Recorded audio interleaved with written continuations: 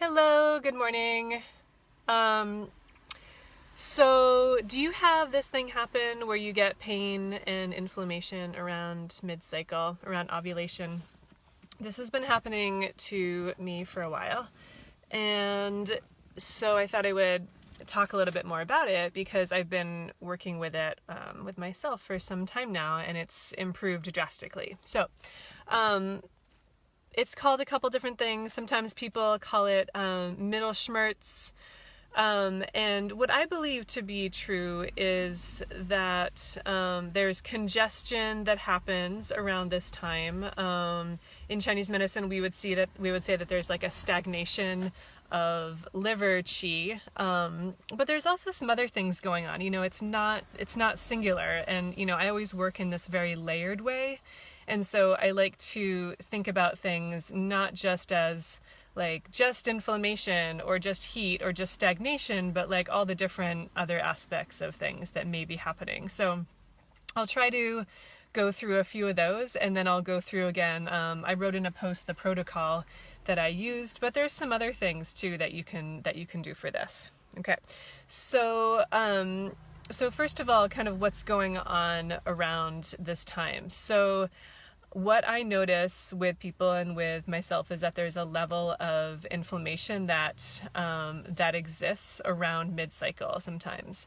And this can be from what we're eating, it can be from lack of exercise, it can be from emotional strain, it can be from our liver qi kind of stagnating and that channel not really flowing freely. The liver channel, flows through the genitalia.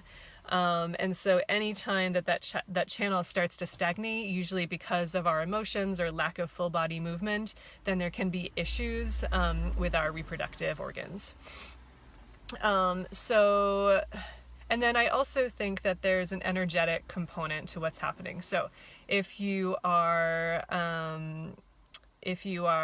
having struggles with your partner or spouse, or sweetheart, if you are feeling like you can't release sexually, all these things can factor into this sort of mid-cycle ovulatory pain. I really believe that there's a strong energetic component to this also. So there's the liver component, there's inflammation, which I notice this to be present. Maybe you guys notice this too. So what you might see is like some bloating. You might feel like you're carrying, it almost feels like water weight around your abdomen. And you might notice that you're more irritable. You might notice that you just have this like level of tension that's existing within your body. Other things might crop up with inflammation, like some skin stuff. If you notice redness on your face or elbows, kind of those sensitive areas. Okay, so liver, inflammation, energetic components. So what are we doing? What are we doing about this? So the first thing that I would say that I've noticed that helps the most is doing a vaginal yoni steam as soon as you notice. So, if you want to get ahead of it and do it like a couple days before ovulation, or when you feel like you usually notice this pain and tension and inflammation and stagnation, then that's great. That's going to help too. But for most people, it's like you notice the symptom and then you're like, oh shit, what do I do? So just do the steam whenever you notice. And if you haven't done a steam yet, it can be really, really easy. I mean, I did one last night in the 15 minutes after dinner before my kids went to bed. My husband watched the kids for 15 minutes. I went and steamed, right? This doesn't have to be a big deal. And so an easy way to do it is just to get any kind of pot or bowl and fill it about halfway with water, boil the water, and put some herbs in it. You can cap it for, a couple of minutes and then put some towels around it. Be really careful. I burned my butt a little bit last night, so just be really careful if you're doing it quickly. Please put lots of towels around it. The towels might get damp. They might kind of fall in. And then just undress from the waist down, keep your socks on, and wrap yourself in a blanket or robe or something. And the thing is that if you've taken it directly off the stove, it's going to be hot. So actually leaving it for a few minutes or not bringing it all the way to boiling can be helpful, or having some ice cubes, because you're going to want to really squat in a comfortable position over the steam. And in order to do that, your bum is going to need to get pretty close to the steam. And at that point, it's hot. And this should never be hot. I mean, that's the one kind of thing that it's super important, is that this should never feel scalding. It should really just feel lovely and warm. And so in order to get the steam to that point, you either have to let it air for a few minutes or have some ice cubes.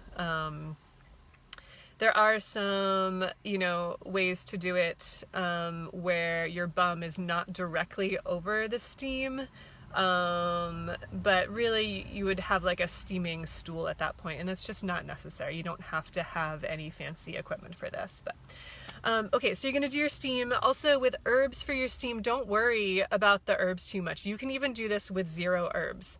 But if you have, okay, sorry, I'm in my car. Cop car just went really close to me. This is my car office outside of Birch Grove Bakery in Montpelier this morning.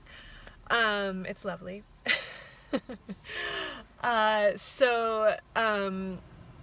What was I going to say? Oh yeah, so herbs, really any kitchen herbs are fine. Any herbs that you would blend into a tea are also totally fine, right? Don't make this a big deal.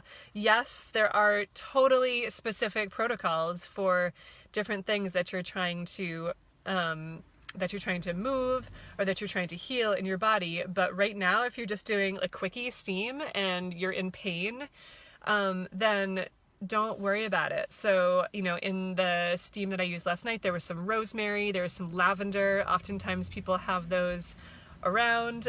You could use calendula, you could use nettle, you could use red raspberry leaf, red clover, yarrow, basil. So don't overthink it. The one thing I would say is please don't use essential oils in your steam. That's not okay. Anyone that says that that's okay, just please know that that is never going to be all right. Okay, so you do your steam, do it for 15 minutes, right? And when you're doing your steam, just really relax, really relax your abdomen, open your pelvic floor. Think about breathing. What I do actually is I remember when I was in labor, and I just relax from that place of openness. And I find if you've labored and you've gone through that process, then you know that the more you're able to relax, the more you're able to actually move calmly towards the pain, the less it hurts. In my last labor, I worked really intensely with this. I had 2 home births, so there was no medication, and for the first one I used a lot of acupoints. I had my husband pressing really hard on these pain points, on my shoulders and in the thumb here, and that was really effective. But for my second, I think just in the moment of being in labor, I realized that I needed to relax. For the first labor, I was still pretty tense, and the pain points and those acupoints made it actually possible to move through the labor really, really smoothly. But the second time I went into a different mind space with the pain and just let it completely wash through me, and it was a whole other level. It was fascinating experience. And so the same thing with your steam. If you are able to really open, and I think about it starting from my throat, so you can take some deep inhales and exhales and relax all the way down from your throat, down through your midsection, and then down all the way through your pelvic floor. And if you're able to do this just even for a couple minutes when you're steaming, this is really, really, really going to release those muscles.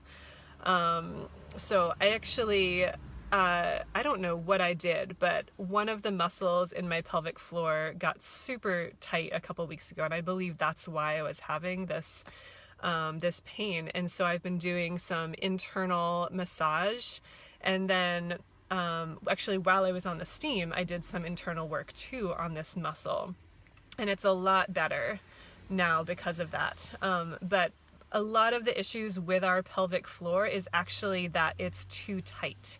And so if you're having, if you're having some of this mid-cycle pain and tension, there's likely also some of the actual muscles in your pelvic floor that have actually tightened. So the steaming and then actually doing some internal vaginal massage is going to be so helpful for working through that.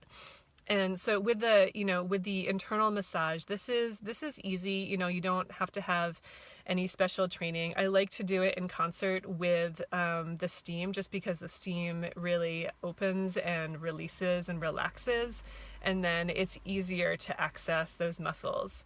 And so the way that you can start to do it is you can just gently, you can prop yourself up and be squatting and just insert like 1 or 2 fingers and then press against each of the walls of the vagina, and especially the right and left side, and just check for any tight areas.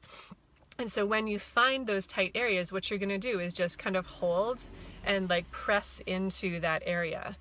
And then just really relax and release, because what I find will happen, and we talk about this a lot I have this upcoming program, the Goddess Emerges program, but what happens is that all of these stresses and issues and trauma gets locked into the pelvic floor, and it gets locked into individual spots, like these little pockets in the pelvic floor. And so if you're able to begin to connect with those areas, then that trauma can actually begin to release. So what I will say with this is just be really gentle and kind to yourself, and be really, really open to anything that might come about.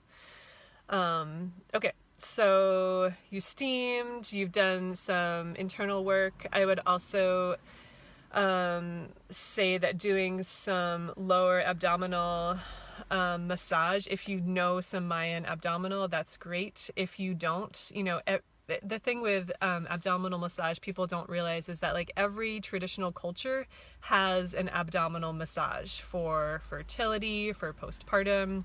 And so in Asian medicine that I studied, we also have an abdominal massage. It's similar to Mayan abdominal. It's not exactly the same. Every culture has this. So you can experiment. What I like to do is to start on I tend to have right side issues. So you start on the right side, just, basically level with your pubic bone, but off to the right. And you can use some oil, or you can do it over, your clothes. And you just sweep up. You sweep up with, this part of your hands, and do it, maybe 12 times, sweeping up, and then move to the other side and go up towards your belly button, kind of in a triangle. And then you can also go from the center. You can go from the center of your pubic bone up. And then what I also like to do is just, again, with this part of my hand kind of flat, is to find areas of tension and just gently press into them and lift, pressing and lifting.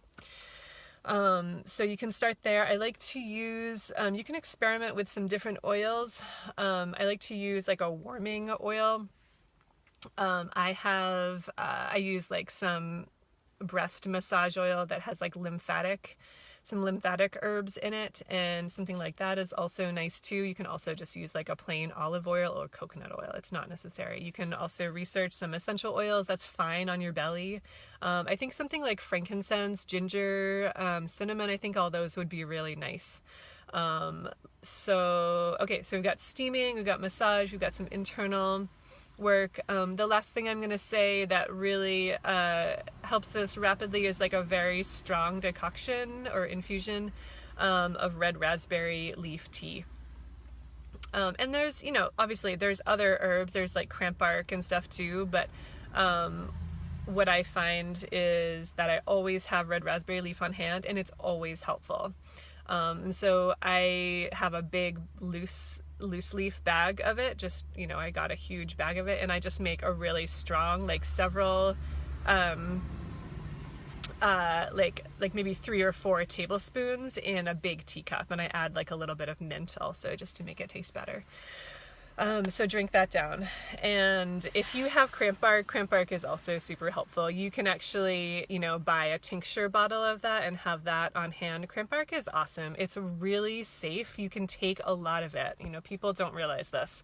Some herbs you can take a lot of, like every hour, right? This is the thing, is that these herbs, some of them, there's different categories of herbs, right?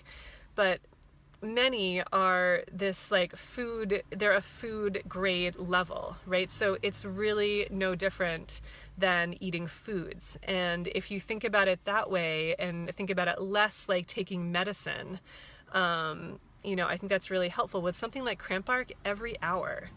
If you're doubled over in pain, either from mid-cycle or period cramp, you can take that shit every hour. For after pains, after you've had a baby, there's sometimes very, very intense after pains, especially after your first. If it's your second or third or fourth baby, you can take cramp bark very, very frequently. So just be aware of that. Okay, so let me know if you have questions about this. There's a couple things coming up. So there is a free menstrual cycle masterclass. The next one is on October 10th at 12 p.m. Eastern Standard Time. You do need to register, so you can drop your email and let me know if you want in on that. And then I have a very special one-on-one program offering that will open up October 5th.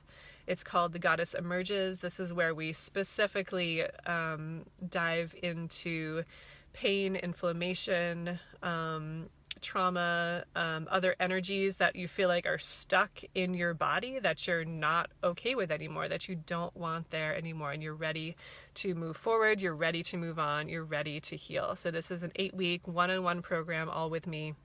We do a call each week, and we do a combination of energy work and somatic visualization, which is fucking amazing. This shit is so effective. So effective. I can't even tell you how much I have moved out of my body because of this work. And we are diving into some deep pelvic self-care. So each week you will have a pelvic self-care protocol that includes a yoni steam. The herbs for this one are going to be specific. They are going to be specific to you and to what's going on with you, and they'll change a little bit each week. And I will set you up with all of those ingredient lists so you have all of the information. So that's The Goddess Emerges. It is 8 weeks. In the next few days, if you register before October 1st, you also receive Sweet Sweet Relief, which is this 5-day beautiful mini spa home ritual guide that you can do anytime. And this is like a great way to kickstart your healing if you feel like you really just like do not know where to start, which we all get to that place sometimes, right? We're like, fuck, where do I begin?